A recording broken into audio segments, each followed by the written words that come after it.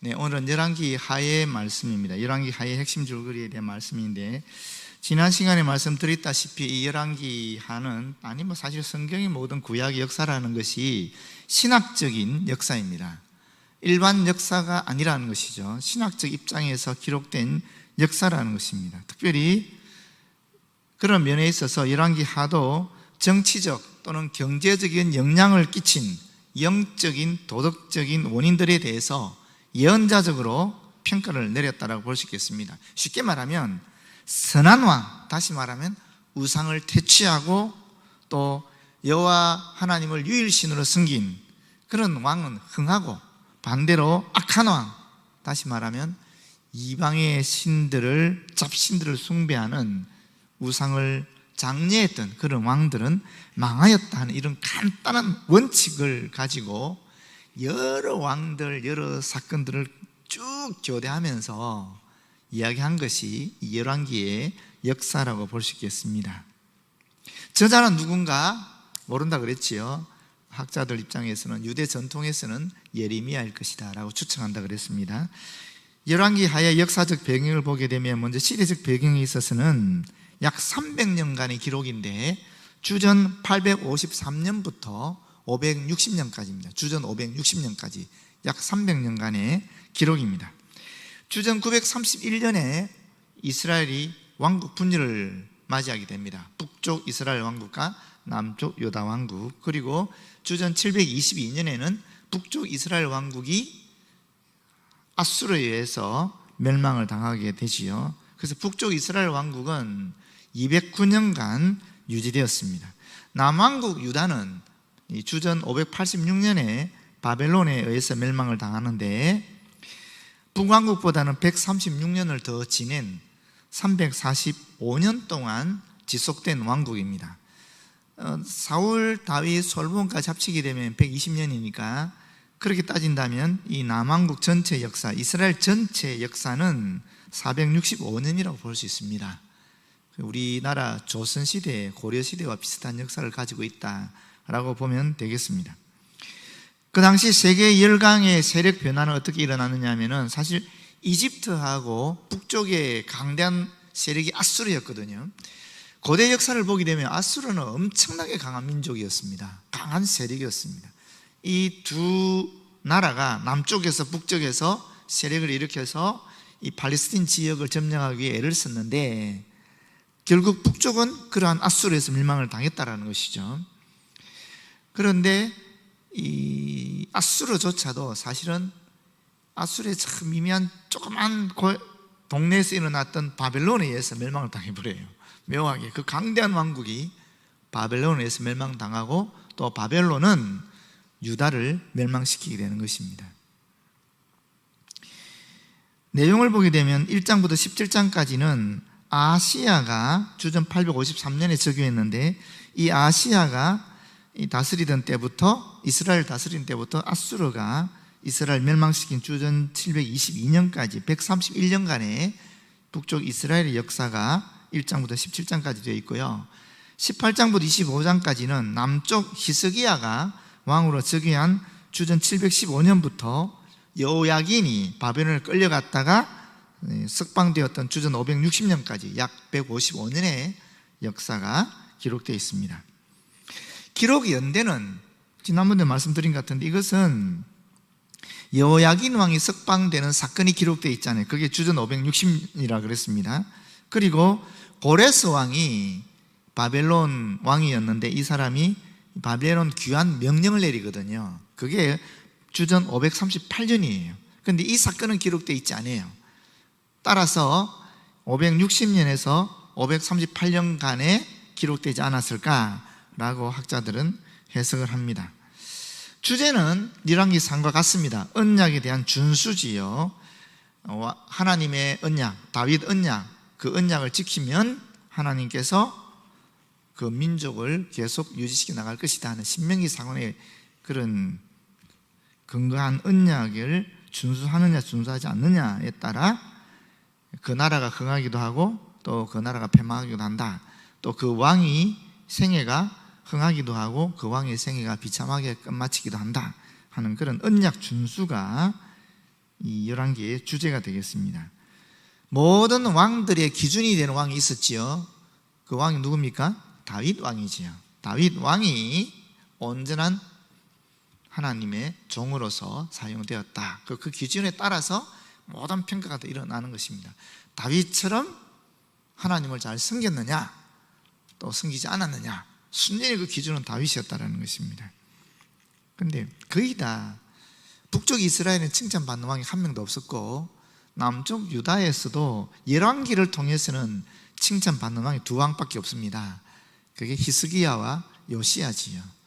역대기는 조금 달라요. 역대기에는 유다 왕을 많이 칭찬하는데 열왕기는 칭찬하지 않습니다. 역대기는 또 보게 되면은 제가 다음 시간에 또 말씀드리겠지만 다윗에 대해서 굉장히 호의적인 평가를 하고 있지요. 그런데 열왕기는 예언자적 시각에서 다윗의 잘못을 정확하게 바세바 사건을 기록하고 있잖아요.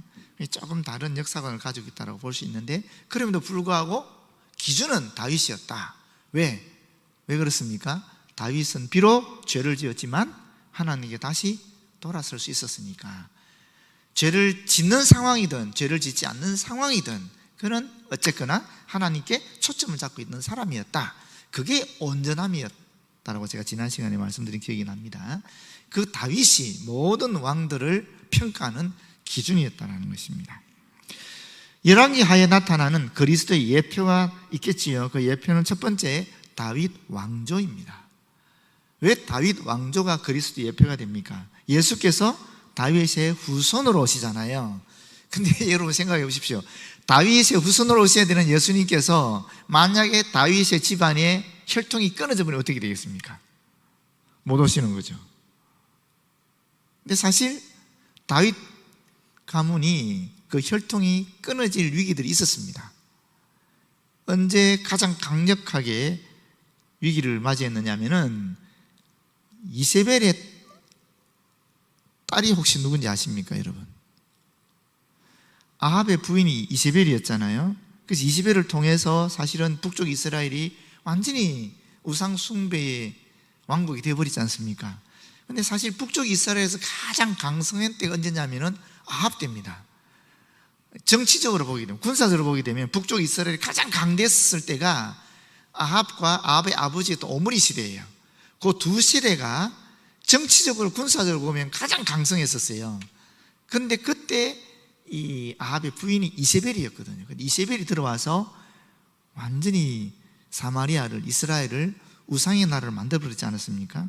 그 결과 하나님께서 심판을 해서 아합이 마지막 전쟁에서, 3차 전쟁에서 비참하게 죽지요. 그런데 이세벨도 물론 죽임을 당하는데 그 이세벨의 딸이 아달랴라는 사람이 있습니다. 그 아달랴가 어디로 시집을 가느냐 하면 남쪽 유다로 시집을 가요.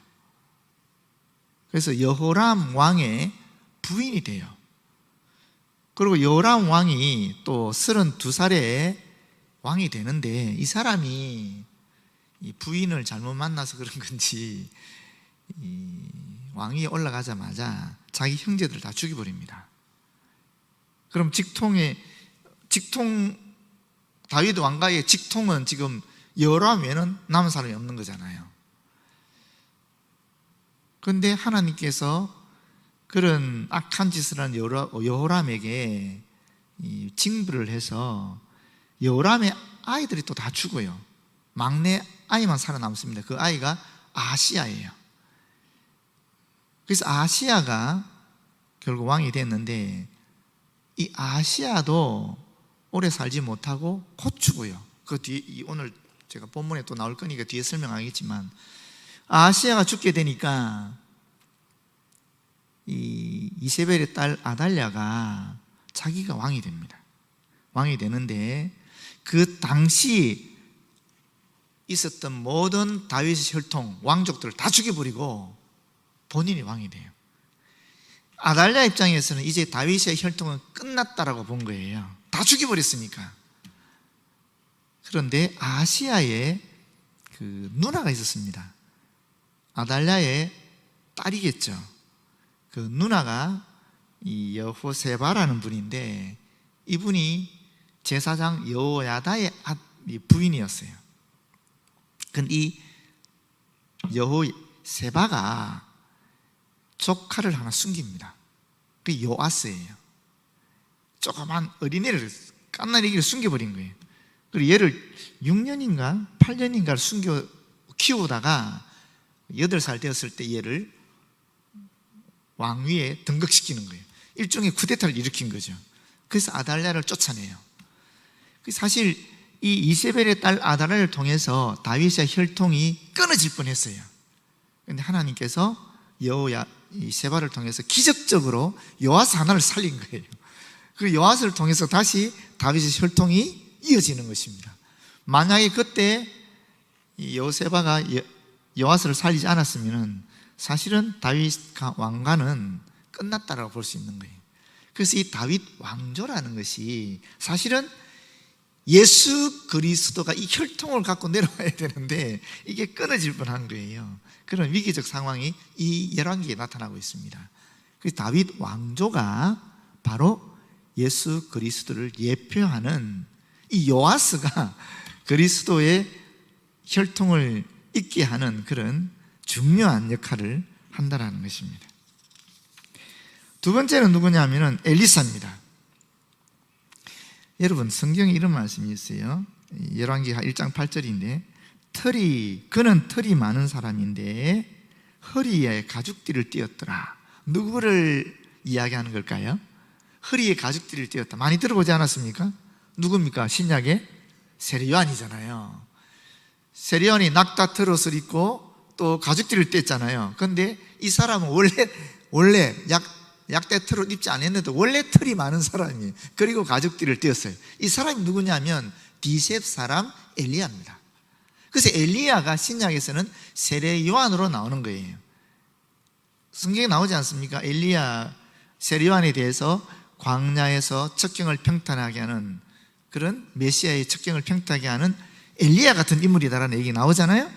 그래서 이 엘리야는 세례 요한 같은 인물이라 그러면 예수 그리스도로 예표되는 사람 누구겠어요? 엘리사입니다.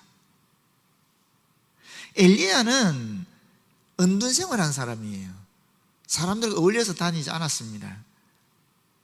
반면에 엘리사는 사람들과 함께 어울리면서 하나님의 말씀을 전하고 예언 활동을 했던 선지자입니다.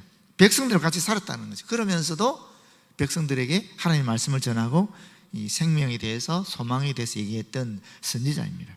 예수님이 그랬잖아요. 세례요한은 광야에 있었지만 예수님은 사람들과 함께 했잖아요.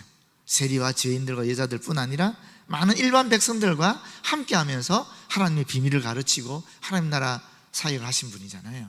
그래서 엘리사가 예수 그리스도의 예표가 되고 이 엘리야는 세례요한의 예표가 된다라고 볼 수 있겠습니다. 그리고 참 재미있는 것은 엘리사가 이런 기적을 일으켜요. 보리떡 20개로 100명을 먹여 살리는 그런 기적을 베풉니다. 이 4장 42절에서 44절에 나와요. 보리떡 20개. 예수님은 보리떡 5개로 5,000명을 먹였는데 그런 상징적인 사건들이 이미 엘리사 시대의 예표로 보여주겠다라는 것입니다. 마지막 세 번째는 누구냐면 요시야입니다. 요시야는 우리가 가장 잘 아는 유대 왕국에서 종교 개혁을 일으킨 사람이죠. 제가 예전에 학부 때 공부할 때 예레미야가 메시아로 기대했던 사람이 누구냐면은 요시야라 그러더라고요. 그때 우리 가르쳤던 구약 선생님이 예언자들도 하나님의 예언을 들으면서 나름대로 자기 인간 나름으로 또 해석을 하지 않았겠습니까? 그 예레미야 입장에서는 이 요시야가 메시아인 거예요. 하나님이 그동안 예언했던 메시아로 봤어요. 그런데 요시야가 흠하게 죽어버리거든요. 요시야의 죽음도 상당히 좀 생각할 필요가 있어요. 참 그게 이상하게 죽거든요. 정말 그렇게 31년 동안 왕위에 있으면서 진짜 하나님 뜻대로 살려고 무지하게 애를 쓰고 이스라엘 백성들을 전부 변화시키려고 무지하게 애를 쓰신 분인데 돌아가실 때 너무 험하게 돌아가시고, 그리고 나서 요시야가 죽자마자 유다는 완전히 패망의 길로 나가버립니다. 그리고 얼마 안 있어서 멸망해 버리거든요. 그것도 참 아이러니입니다. 조금 공부하면, 연구하면 재미있는 영역이라고 생각해요. 근데 하여튼 중요한 것은 뭐냐면 이 요시야가 종교개혁을 일으키는 거예요. 그래서 이 유다 왕국에 있었던 그런 모든 산당이라든지 뭐 우상 숭배했던 그런 장수라든지 또는 우상 제의 같은 거, 우상 제사하는 방식들 완전히 일소시켜 버립니다. 그리고 유월절을 제대로 준수해서 드리고 그런 일을 하거든요. 그래서 이 요시야가 하나님 뜻대로 바르게 살려고 했던 사람으로서 예수 그리스도의 예표가 되는데, 더 재밌는 것은 이 요시야가 태어나기 전에 360년 전에 이 요시야가 태어나서 앞으로 금송아지 우상에 대한 개혁을 일으킬 것이다 하는 것이 예언되어 있어요. 그게 어디 나오느냐 하면 열왕기상 13장 2절에 나옵니다. 한번 찾아보시겠어요? 열왕기상 13장 2절에 보게 되면 이때가 언제냐면은 바로 여로보암이 금송아지를 베델에 만들고 제사 지낼 때예요. 그때 하나님의 사람이 베델에 나타나요. 나타나서 2절에 말씀하시거든요. 하나님의 사람이 제단을 향하여 여호와의 말씀으로 외쳐 이르되 제단아 제단아 여호와께서 이와 같이 말씀하시기를 다윗의 집에 요시야라 이름하는 아들을 낳으리니 그가 내 위에 분향하는 산당 제사장을 내 위에서 제물로 바칠 것이요 또 사람의 뼈를 내 위에서 살리라 하셨느니라 하고, 이 요시야가 태어나기 360년 전에 이미 요시야가 예언되어 있었고 그 사역이 다 예언되어 있었다는 거예요. 그런 면에 있어서 메시아인 예수 그리스도가 창세기 3장 15절부터 계속 지금까지 예언되어 있지 않았습니까? 요시야도 그런 형태로 예언되어 있다가 예언이 성취되고 종교개혁을 일으키던 인물이기 때문에 예수 그리스도의 그런 예표로 등장한다는 것입니다. 이제 다섯 번째로 핵심 구절에 대한 말씀을 함께 나누겠습니다. 먼저 1장 2절에서 3절 말씀인데요, 제가 읽어드리겠습니다. 열왕기 하 1장 2절에서 3절 말씀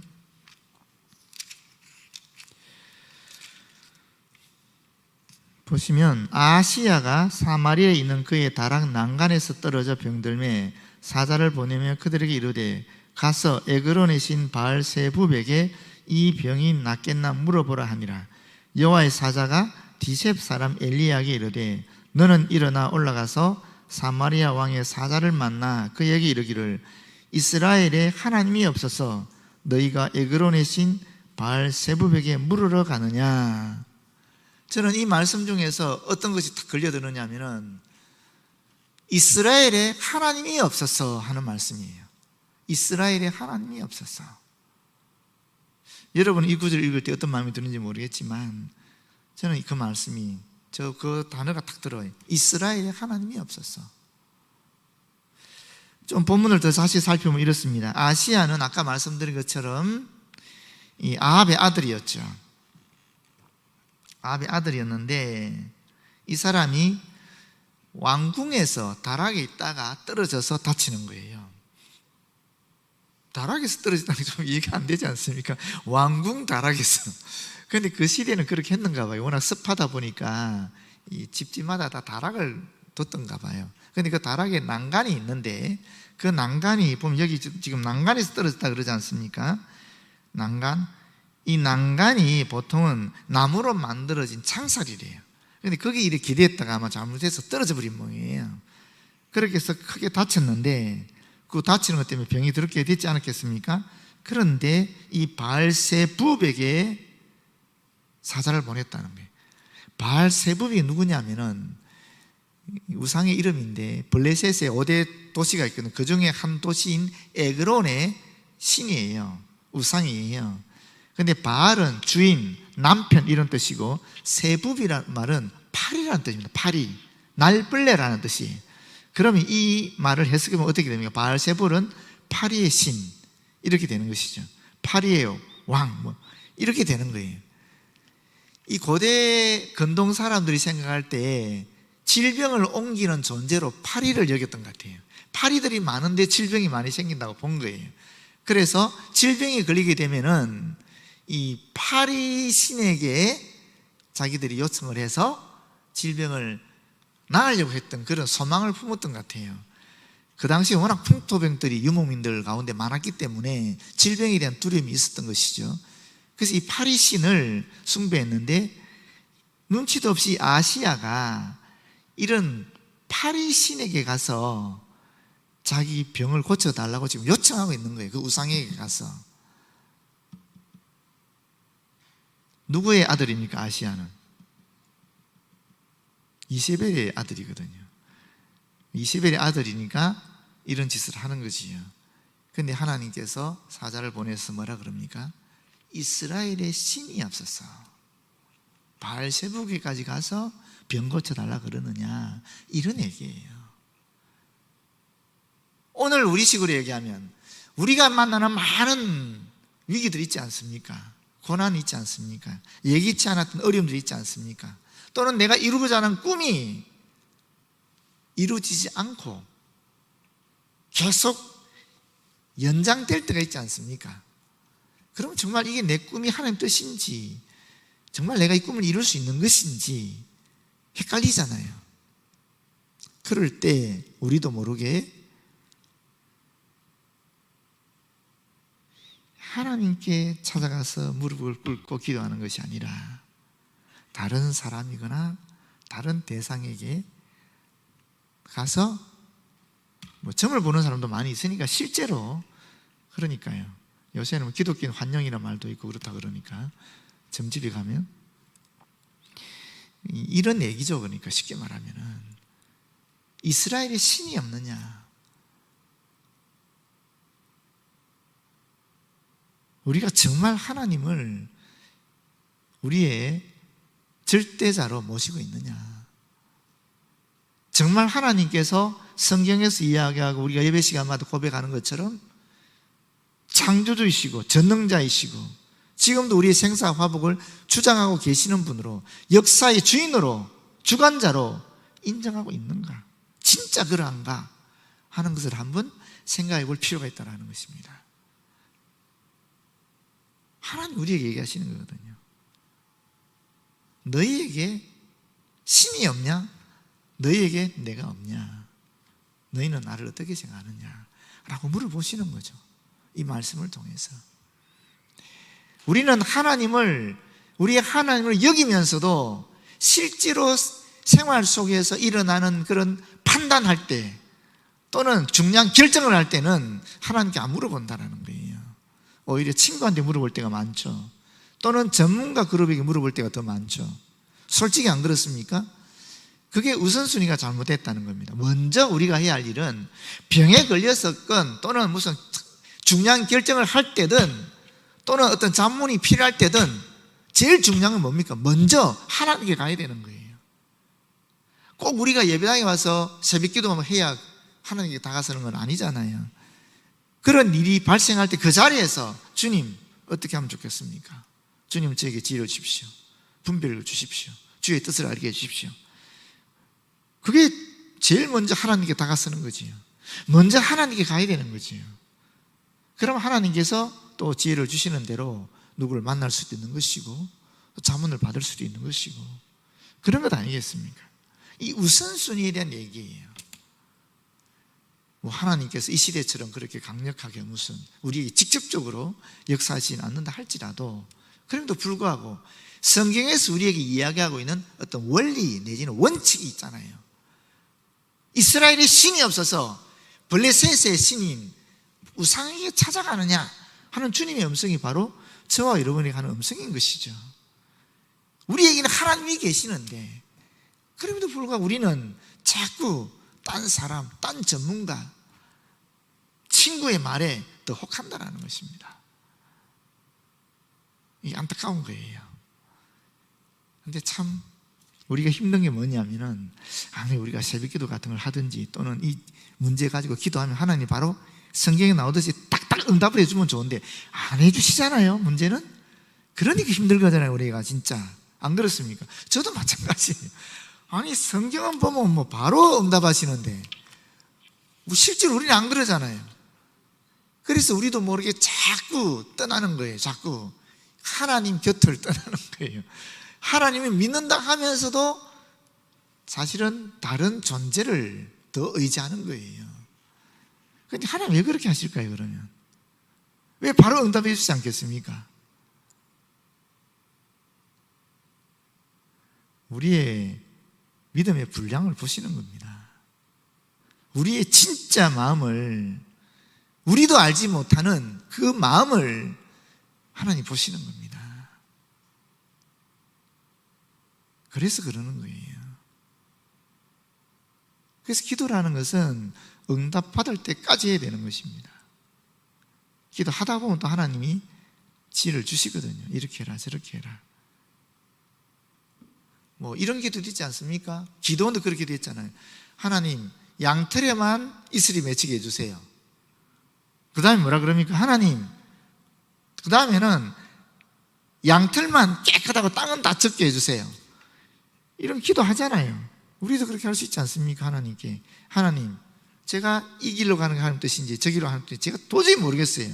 그러면 하나님께서 어떤 길이 분명한 길인지 음성을 들려주시든지 아니면 이 길인지 저 길인지를 또렷하게 알 수 있는 뭔가를 보여주세요. 할 수 있지 않습니까? 얼마든지 할 수 있지, 우리가 지혜롭게. 그래서 하나님 기도하는 겁니다. 그러면서 우리가 하나님 응답을 받을 수 있는 것이거든요. 중요한 것은 이겁니다. 우리는 하나님을 믿고 있다 하면서도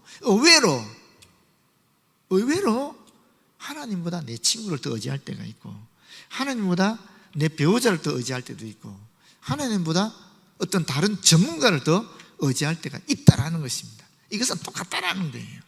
아시아와 똑같은 신앙의 자세라는 것입니다.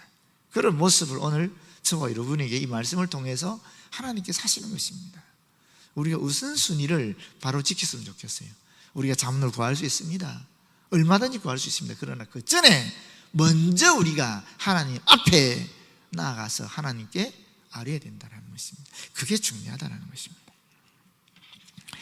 두 번째는 17장 22절 23절 오늘 본문 말씀입니다. 이스라엘 자손이 여로보암이 행한 모든 죄를 따라 행하여 거기서 떠나지 아니하므로 여호와께서 그의 종 모든 선지자를 통하여 하신 말씀대로 드디어 이스라엘을 그 앞에서 내쫓으신지라. 이스라엘이 고향에서 아수르에 사로잡혀 가서 오늘까지 이르렀더라. 이게 사실 열왕기 하의 주제거든요. 이게 핵심 구절이에요.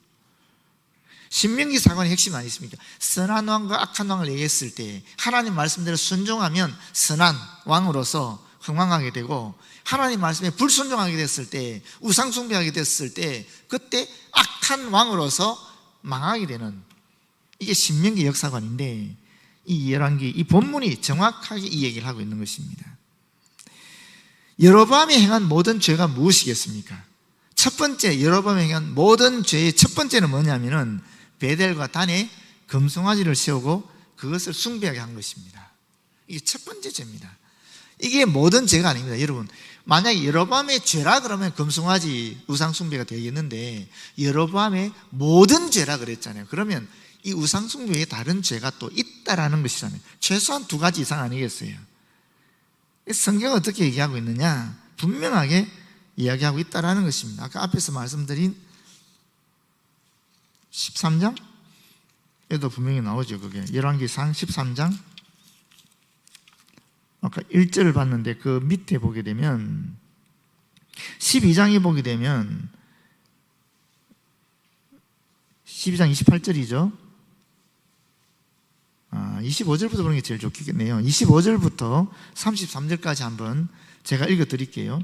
여로보암이 에브라임 산지에 세겜을 건축하고 거기서 살며 또 거기서 나가서 분우엘을 건축하고 그의 마음에 스스로 이르기, 이게 중요합니다. 그의 마음에 스스로 이르기를 나라가 이제 다윗의 집으로 돌아가리라. 왜 그러냐면 만일 이 백성이 예루살렘에 있는 여호와의 성전에 제사를 드리고자 하여 올라가면 이 백성의 마음이 유다 왕 된 그들의 주 르호보암에게로 돌아가서 나를 죽이고 유다 왕 르호보암에게로 돌아가리라 하고, 여로보암은 겁이 났던 거예요. 이스라엘 백성이 예루살렘 성전에서 예배를 드리게 되면 이스라엘, 북쪽 이스라엘에 있는 사람이 남쪽 유다에 가서 예배를 드리게 되는 거잖아요. 그러면 이 예루살렘 성전에서 르호보암에게 혹해지지 않을까, 그렇게 되면 결국 얘들이 올라와서 자기를 죽이지 않을까 하는 그런 두려움이 휩싸였던 거예요. 그래서 자기 생명을 보존하고 자기 왕권을 보존하기 위해서 했던 것이 뭐냐면 그 뒤에 나오는 것입니다. 28절에 이에 계획하고 두 금송아지를 만들고 무리에게 말하기를 너희가 다시는 예루살렘에 올라갈 것이 없도다. 이스라엘아, 이는 너희를 애굽 땅에서 인도하여 올린 너희의 신들이라 하고 하나는 베델에 두고 하나는 단에 둔지라. 이게 금송아지를 만드는 거예요. 그런데 그 다음에 또 나와요. 그가 또 산당을 짓고 레위 자손 아닌 보통 백성으로 제사장을 삼고, 이게 여로보암이 지은 두 번째 죄예요. 하나님께서 분명히 시내산에서 율법을 주셨잖아요. 그 율법에 의하면 어떻게 됩니까? 누가 제사장이 됩니까? 하나님께 바쳐진 레위 지파 사람들만 제사장이 되는 거예요. 그런데 이 레위 지파 사람을 제사장으로 사용하지 않고 아무나 일반 백성 중에 자기 마음에 드는 사람 뽑아서 제사장으로 삼았다라는 거예요. 하나님의 율법을 전면 제사의식 자체를 거부해버린 거예요. 자기가 만들었다는 것이죠. 이게 두 번째 죄입니다. 세 번째 죄가 뭐냐면은 32절입니다. 여덟째 달 곧 그 달 15째 날로 절기를 정하여 유다의 절기와 비슷하게 하고 제단에 올라가되 베델에서 그와 같이 행하여 그가 만든 송아지에게 제사를 드렸으며 그가 지은 산당의 제사장을 베델에서 세웠더라. 그가 자기 마음대로 정한 달 곧 여덟째 달 15째 날로 이스라엘 자손을 위하여 절기로 정하고 베델에 쌓은 제단에 올라가서 분향하였더라. 이게 뭐냐면 6월절 절기거든요. 원래 6월절 절기가 언제입니까? 정월 14일 저녁이에요. 정월 1월 14일 저녁에 6월절이 시작되거든요. 그리고 1월 15일부터는 사실 무교절이에요. 이게 6월절 전체 절기거든요. 하나님께서 이야기하신 절기는 1월이에요. 그런데 자기 마음대로 8월을, 우리로 치면 8월 15일, 이상하게 해방절, 광복절이 맞아요. 이게 묘하게도 사실 6월절 개념 자체가 우리나라 입장에서는 이 해방절과 같은 말이거든요. 8월 15일 해방과 똑같은 의미를 가지고 있는데 그렇게 만든 거예요. 그 절기 날짜도 바꿔버린 거예요. 자기 마음대로. 금송아지 우상도 만들고 제사의식도 자기 마음대로 고치고, 그리고 절기 날짜까지도 마음대로 바꿔버린 거예요. 이게 여로보암의 모든 죄입니다. 단순히 금송아지만 섬기게 한 죄가 아니에요. 제사의식까지 절기 날짜까지 싹 다 바꿔버린 거예요. 그게 여로보암이 행한 모든 죄입니다. 그런데 북쪽 이스라엘은 역사상 단 한 번도 이러한 여로보암의 죄악이기를 해서 돌이키고자 종교 개혁을 단행한 적이 없습니다. 묘하지요? 단 한 번도. 그래도 유다는 몇 번 있었어요.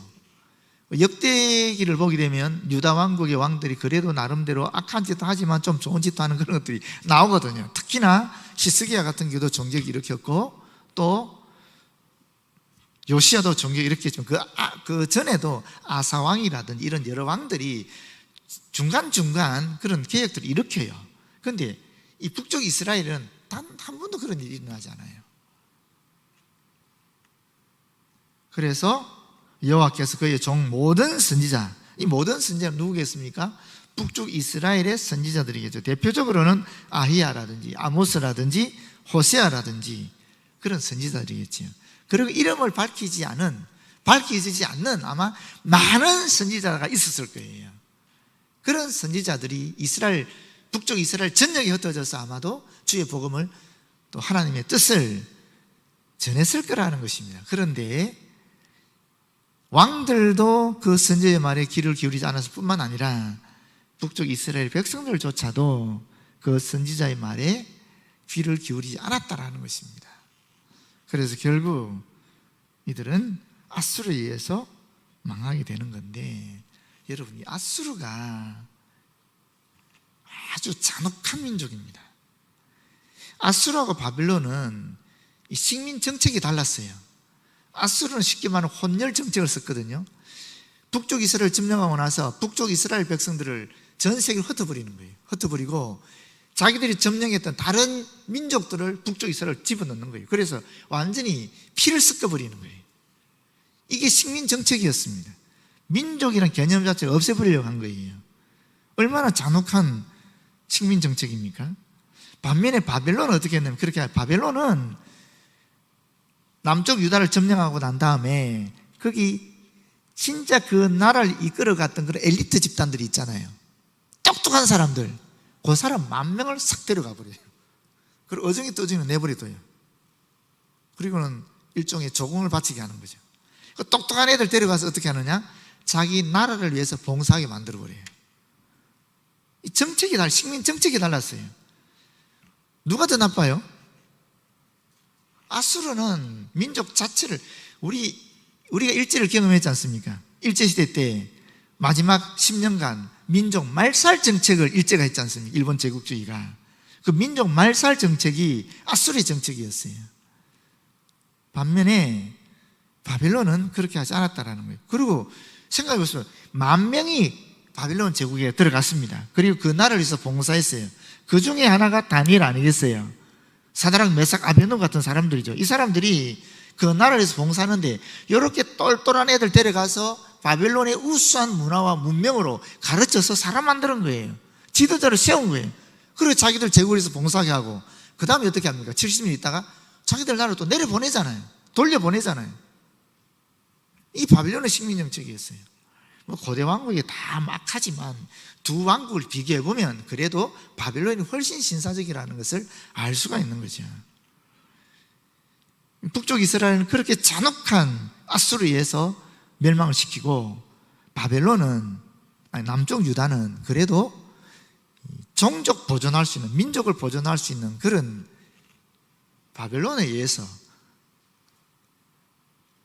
멸망을 당하게 하신다는 거예요. 여기에도 하나님의 승리가 있는 것입니다. 그래도 잘못해도 종객 일으켜서 좀 하나님 뜻대로 살려고 애를 쓰는 이런 요시야 같은 인물, 히스기 같은 인물, 아사 같은 인물들이 있고, 백성들도 그렇지 않습니까? 그 엘리야가 얘기했을 때도 마찬가지로, 제가 지난 주일날, 사실 지난 수요일날 본문을 못 사용했던 그것을 지난 주일날 설교를 해서 보충한 거거든요. 그거는. 그런데 거기도 보게 되면은 이 엘리야가 나 외에 아무도 없다 그랬을 때에 100명의 선지 생도를 살린 사람이 있었잖아요. 그 장관 중에 그런 의인들이 있었던 거예요. 그 안에. 또 유다에는 하나님께서 말씀하시기를 7,000명 있다 그랬잖아요. 유다 백성들 중에는 하나님 말씀대로 살려고 애를 썼던 일반 백성들이 많이 있었던 거예요. 이스라엘은 없었다라는 거예요. 그래서 그렇게 이 말씀 그대로 끝을 맺게 되는 거죠. 여러분, 우리가 한번 생각해 볼 게 있죠. 이 말씀을 통해서는 지도자는 정말 중요합니다. 진짜 중요해요. 근데 여러분, 혹 지도자가 잘못한다 할지라도 백성이 똑똑하면 하나님 또 그 나라를 존속시키기도 하는 겁니다. 너 외에 7,000명이 있다. 7,000명의 하나님을 향한 순결한 신앙 가진 사람이 유다에는 있었기 때문에 이 이스라엘 민족이, 히브리 민족이 지금도 안 망하고 유지해 나온 거예요. 왕들은 다 멍청해서 나라를 지키지 못했지만 이 백성들이 똑똑했기 때문에 하나님의 법을 그대로 지키면서 신앙 전술을 계속 이어왔기 때문에 2000년 동안 나라를 잃었어도 이들은 다시 일어나서 나라를 건국하고 지금 세계에서 엄청난 영향을 끼치는 민족으로 발전하지 않았습니까? 어디 있겠습니까? 지도자가 똑똑해서? 아니에요. 그 백성들이 하나님의 말씀을 붙잡고 그 신앙을 지켰기 때문에 끝까지 하나님께서 사용하시는 겁니다. 우리도 마찬가지로 여겨요. 혹 우리의 지도자들은 잘못할 수 있지만 이 지도자라는 개념은 여러분 정치적 지도자도 맞고 경제 지도자도 맞고 저를 비롯한 종교 지도자도 다 포함되는 개념입니다. 혹 여러분 마음에 안 들고 좀 모자란다 할지라도 여러분들이 주님 앞에 바로 딱 서 있으면은 우리 교회도 희망이 있고 이 사회도 희망이 있고 이 나라도 희망이 있다라는 것입니다. 결국 역사를 주관하시는 분은 하나님이시니까 우리가 이 믿음 갖고 살아가는 거 아니겠습니까? 이스라엘의 신이 없더냐? 이스라엘의 신이 없어서 바알세부에 가느냐? 그 말씀이 오늘 저와 여러분 주시는 하나님의 말씀입니다. 사람 눈치 볼 것도 없고 의지할 것도 없고 그야말로 우리는 우리 각자가 주님 앞에 바로 서신다면은 우리 교회가 희망이 있는 것입니다. 우리 나라가 희망이 있는 것입니다. 기도하겠습니다. 아버지 하나님 고맙고 감사합니다. 하나님의 분명한 뜻을 오늘 열왕기 하의 말씀을 통해서 깨닫게 됩니다. 주님 앞에 바로 섰을 때 흥황하게 되는 것이고 주의 말씀에 불순종할 때 패망할 수밖에 없는 것입니다. 주님, 지금도 하나님께서는 우리의 하나님이 되셔서 우리의 생사 화복을 주관하시고 이 나라와 이 민족의 세계 모든 역사를 주관하신 줄 믿습니다. 아버지 하나님, 우리와 함께 하여 주시옵소서. 혹 지도자들이 주님 말 바로 서지 못한다 할지라도 이곳에는 우리 그리스도인들 한 사람 한 사람이 주님 말 바르게 서서 주님의 뜻을 온전히 이루어 나감으로 말미암아 이 나라와 이 민족의 우리 교회의 희망이 되어지도록 역사하여 주시옵소서. 예수님 이름으로 기도드립니다. 아멘.